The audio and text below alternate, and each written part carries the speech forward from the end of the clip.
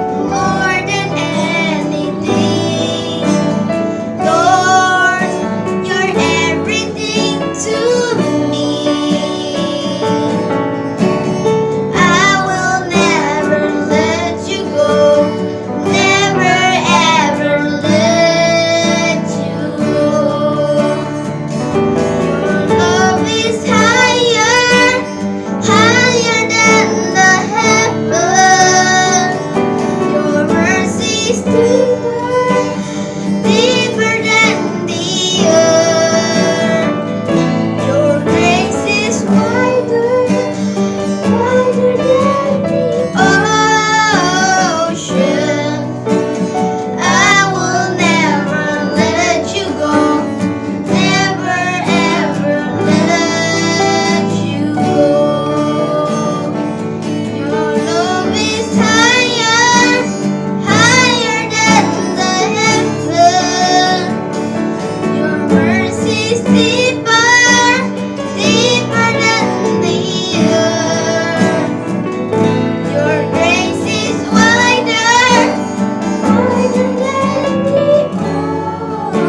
ocean. I will never let you go, never ever let you go.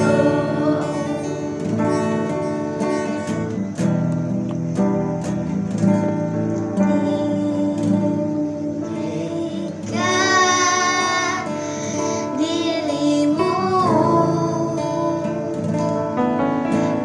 mengatasi langit, kebesaranmu Tuhan, mengatasi bumi. Tinggikan dirimu mengatasi bumi, kebesaranmu tinggikan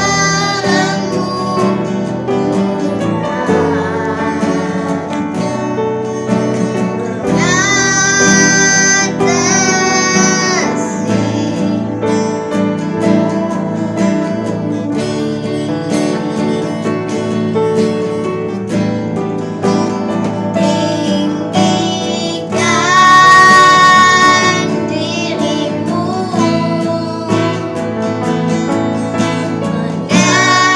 mengatasi langit, kebesaranmu Tuhan,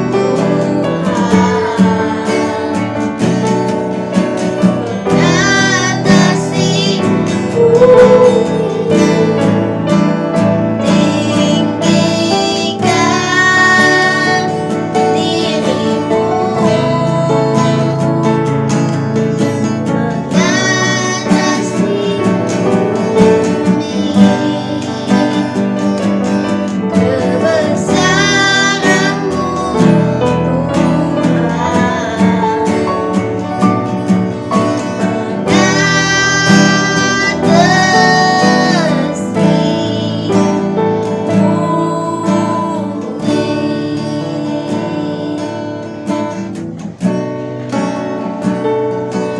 Tinggikan dirimu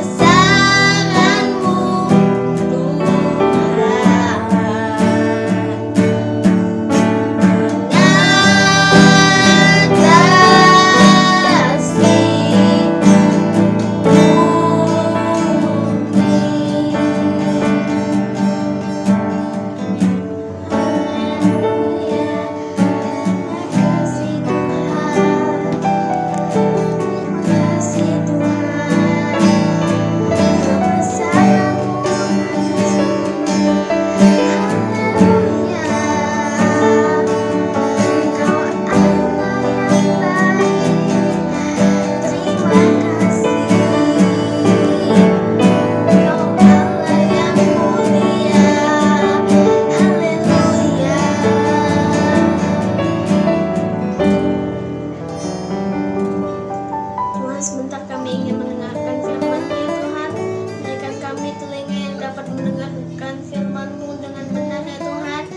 kami dapat melakukan apa yang diberitahu kepada kami lakukan pada kehidupan sehari-hari.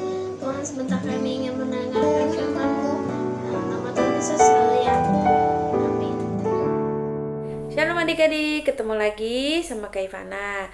Kak Ivana berharap kalian dalam keadaan sehat semuanya ya. Saat ini Kak Ivana mau cerita tentang kisahnya Pak Ayub Ada yang masih ingat tentang kisahnya Pak Ayub? Yeay, puji Tuhan kalau kalian masih ingat.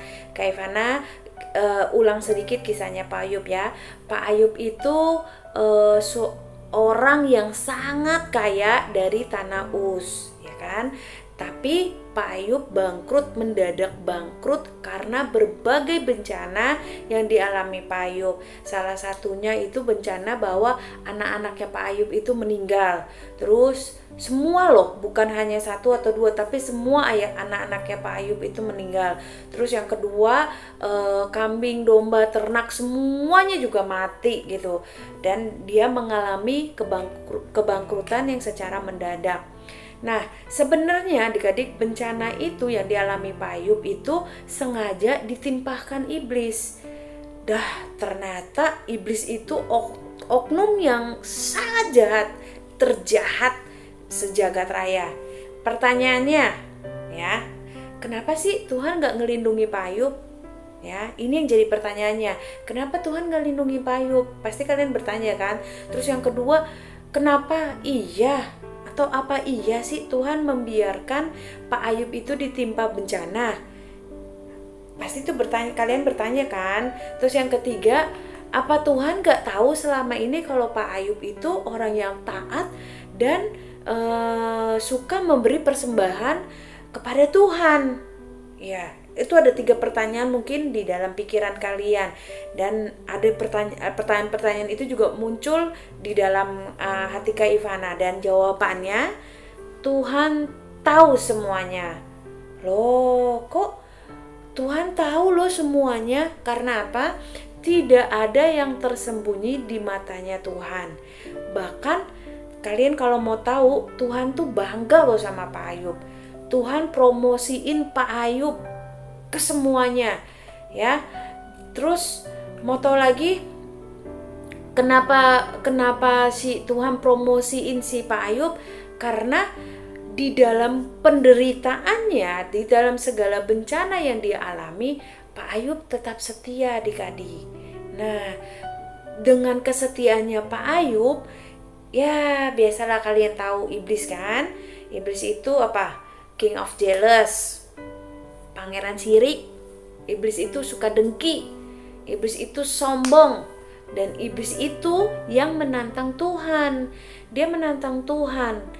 Dia bilang gini sama Tuhan, ya, tetapi ulurkanlah tanganmu dan jamalah segala yang dipunyainya, maksudnya kepada Pak Ayub, supaya ia pasti mengutuki engkau di hadapanmu. Nah, iblis bilang begitu. Itu ada di Ayub 1 ayat 11. Kalian buka deh. Jadi iblis bilang sama Tuhan, coba deh ulurin tangannya Tuhan gitu. Jama segala yang dipunya. Maksudnya coba kalau dia nggak ada harta benda yang berlimpah, dia mengalami sakit penyakit, pasti Ayub mengutuki Tuhan gitu.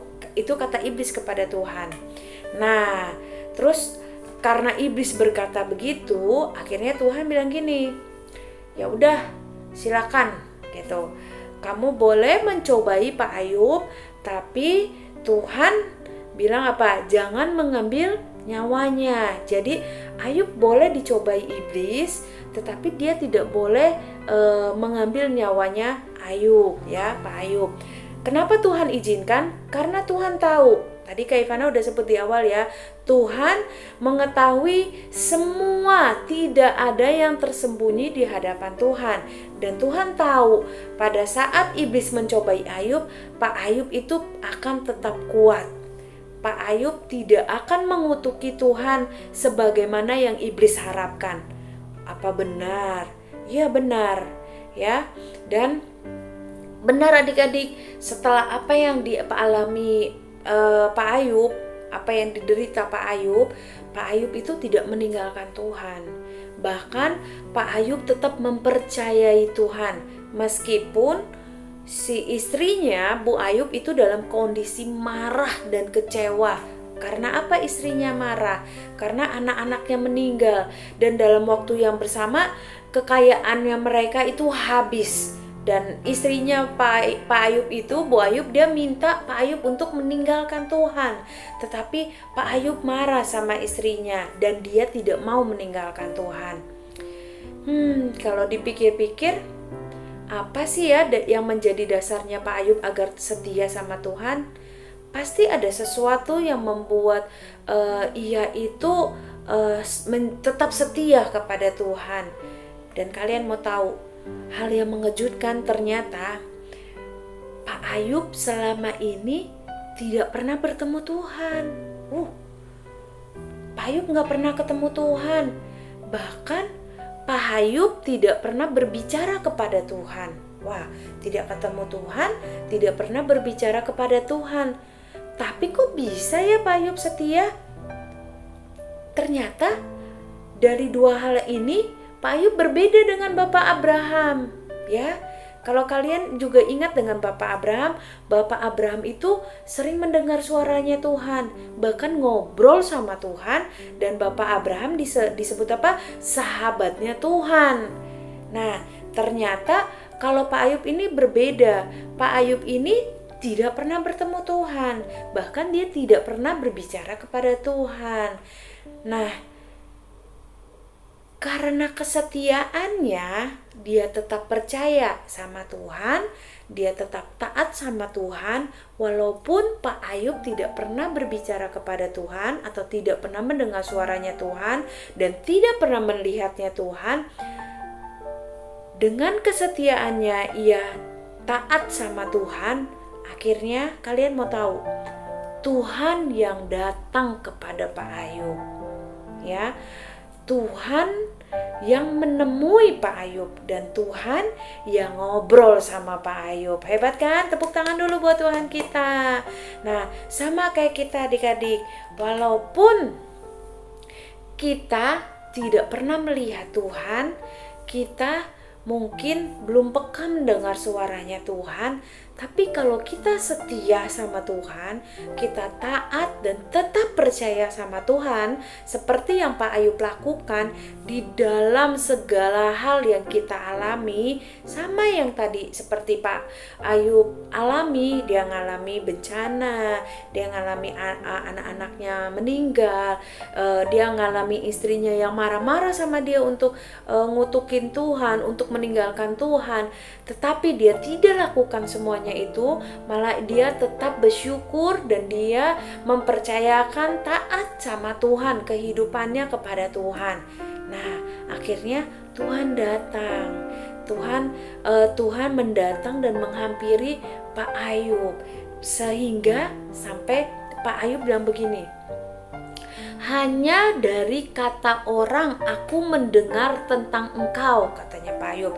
Tetapi sekarang mataku sendiri memandang engkau. Itu ada di Ayub 42 ayat 5 ya. Nah, Pak Ayub sampai bilang gitu, hanya dari kata orang, kata Pak Ayub. Pak Ayub mendengar tentang Tuhan, tetapi sekarang mataku sendiri, kata Pak Ayub, memandang engkau, memandang Tuhan, kata Pak Ayub.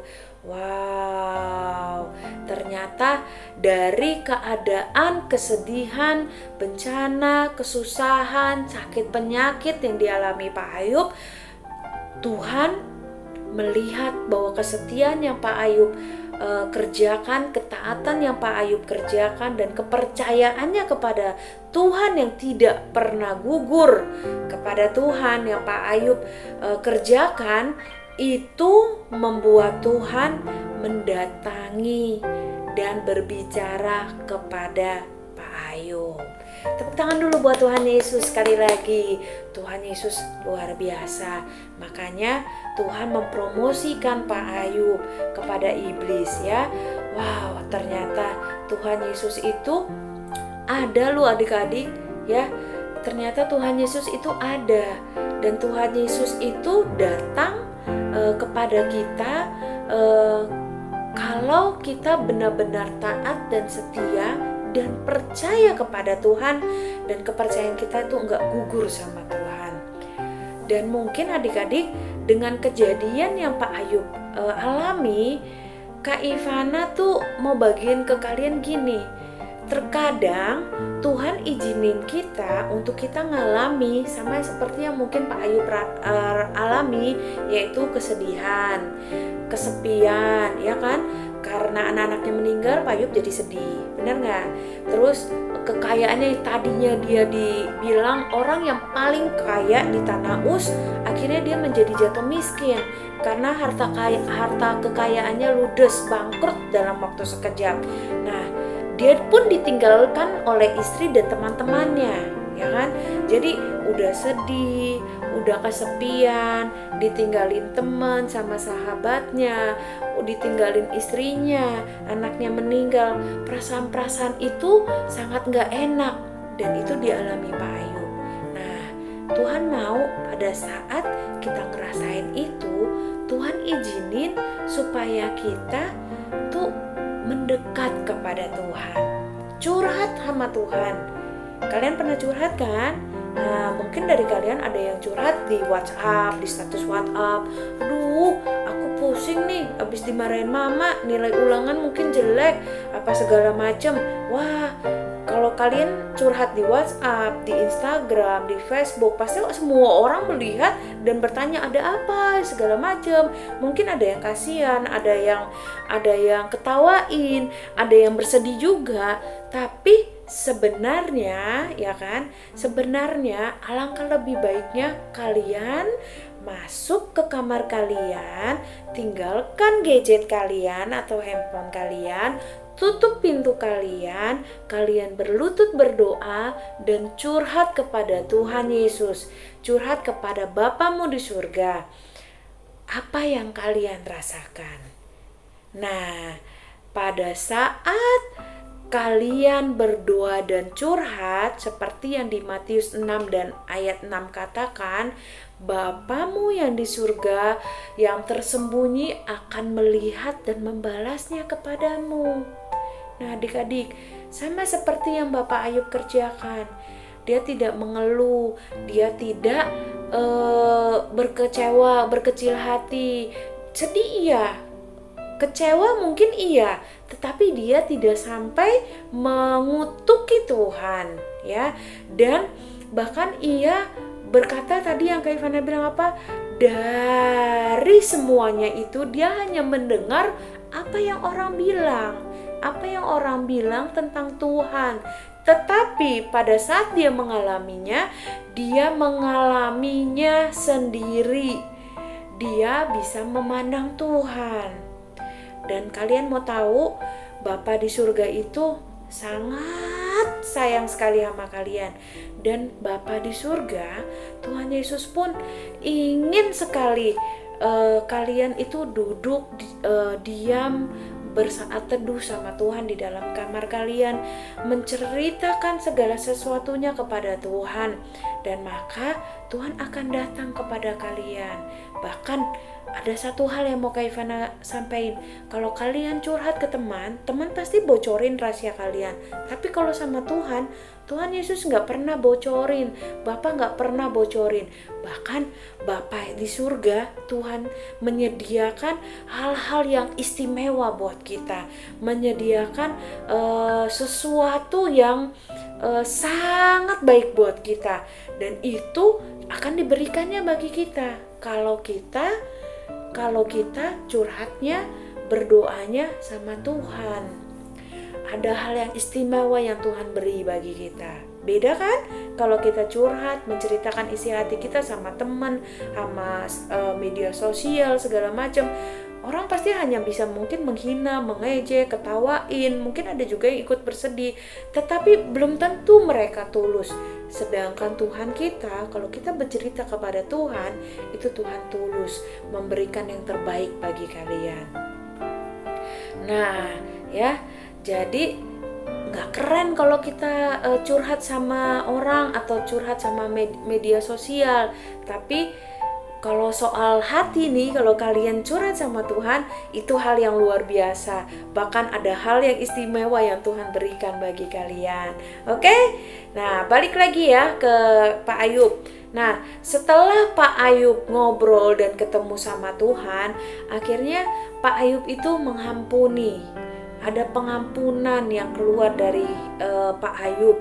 Dia mengampuni sahabat-sahabatnya yang menuduh, yang menuding dia kalau dia bersalah, berdosa segala macam.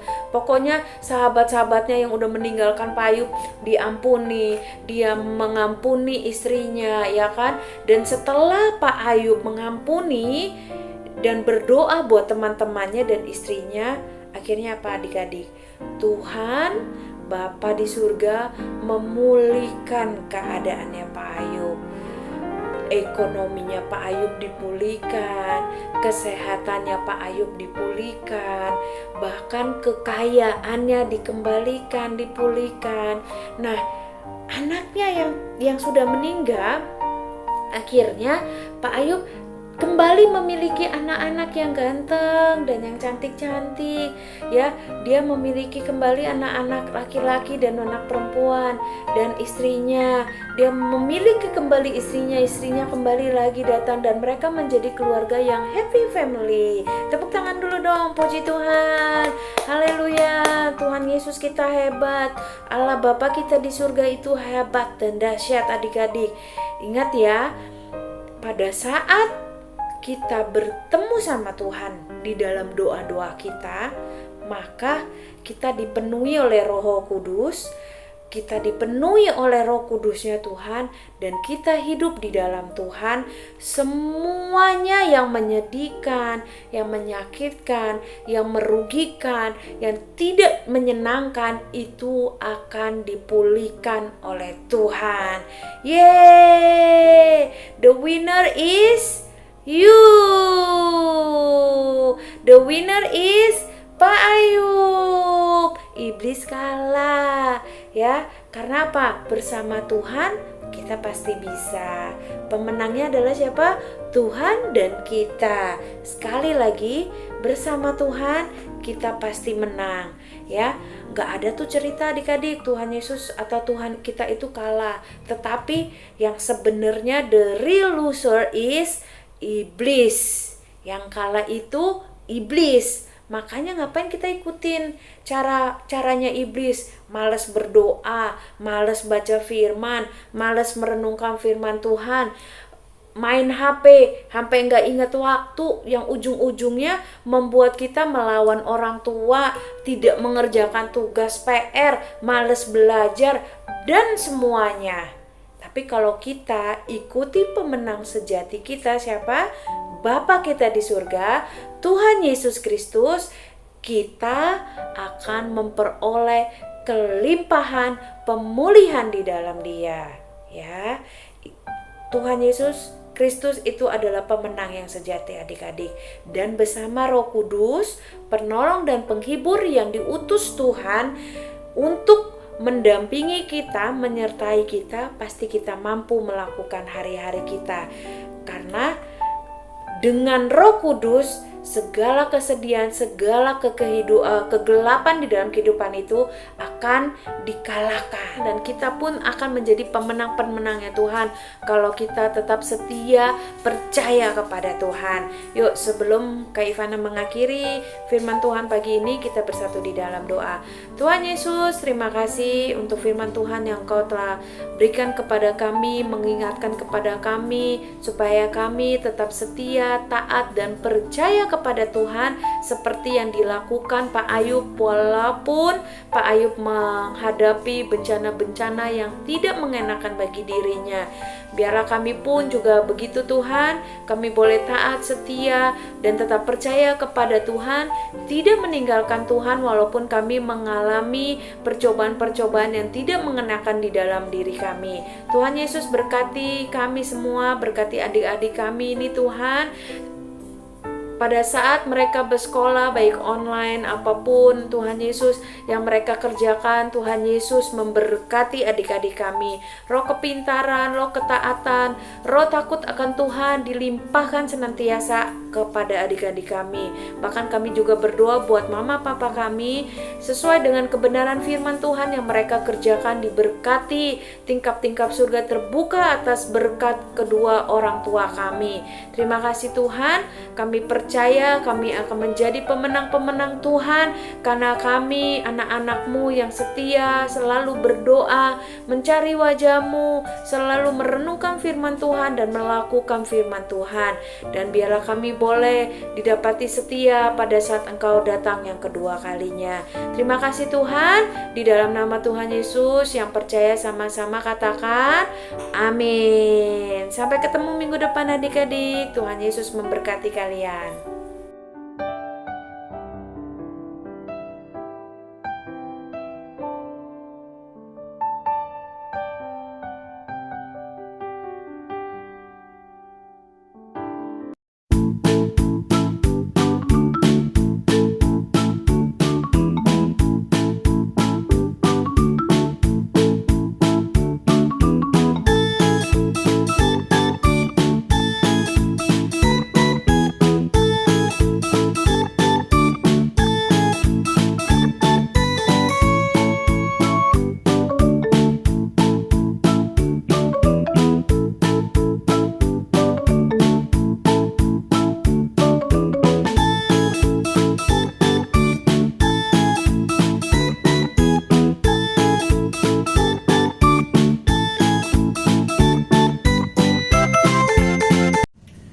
Ayo adik-adik, kita tutup ibadah hari ini. Kita mau tutup mata kita mau lipat tangan kita mau berdoa. Tuhan Yesus, terima kasih buat anugerah-Mu, buat penyertaan-Mu. Kalau kami boleh sehat sampai hari ini semua karena anugerah Tuhan. Kami percaya ya Tuhan, Engkau juga menyertai kami sekeluarga, Engkau juga memberkati kami sekeluarga ya Tuhan.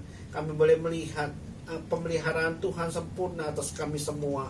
Terima kasih ya Tuhan, kami juga berdoa untuk teman-teman kami dimanapun mereka berada. Biarlah Tuhan juga menjaga mereka dari pandemi COVID-19 ini. Biar mereka boleh sehat selalu, mereka boleh tercukupi akan segala kebutuhan mereka. Terima kasih ya Tuhan, kami juga berdoa untuk bangsa dan negara kami. Pulihkan bangsa dan negara kami ya Tuhan dari pandemi COVID-19. Dan juga Tuhan boleh memberikan kemakmuran atas bangsa dan negara kami, pemulihan di dalam ekonomi atas bangsa dan negara kami. Kami percaya Tuhan melawan bangsa ini. Terima kasih ya Tuhan, kami juga berdoa untuk gereja kami. Walau lewat ibadah online, kami percaya Engkau juga memberkati jemaat-jemaat yang ada ya Tuhan. Adik-adik kami boleh melihat biar Tuhan lewat ibadah online ini mereka boleh bertumbuh di dalam kasih-Mu, di dalam iman kepercayaannya. Terima kasih Tuhan. Kalau sebentar lagi kami mau tutup ibadah hari ini, kami mau menerima berkat daripada-Mu.